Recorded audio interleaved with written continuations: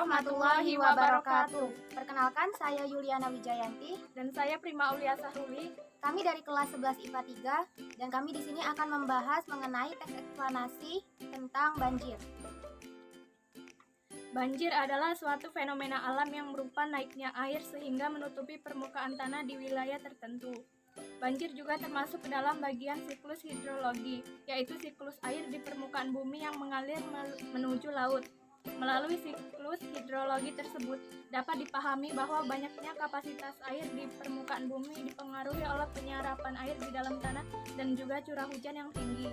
Proses terjadinya banjir dapat dibedakan menjadi dua, yaitu alamiah dan non-alamiah. Secara alamiah, banjir disebabkan oleh hujan lokal dan propagasi limpahan dari daerah hulu di satu daerah tangkapan. Sementara secara non-alamiah, banjir dapat terjadi dikarenakan ulah manusia. Proses terjadinya banjir secara alamiah adalah mulai dari turunnya air hujan dan jatuh ke permukaan bumi, kemudian akan bertahan dan dikonsumsi oleh tumbuh-tumbuhan. Setelah itu, air akan masuk ke dalam tanah dan mengalir ke tempat yang lebih rendah. Kemudian, terjadilah proses penguapan dan air mulai keluar dari permukaan. Sementara itu, proses terjadinya banjir secara non-alamiah karena ulah manusia, dimulai dari tindakan membuang sampah sembarangan. Sampah yang dibuang tidak pada tempatnya akan menyebabkan aliran air tersumbat. Karena hal itu, air malah akan terapung di tempat perbuangan itu. Seiring waktu, air akan semakin menguap tinggi, kemudian keluar ke permukaan dan menyebabkan terjadinya banjir.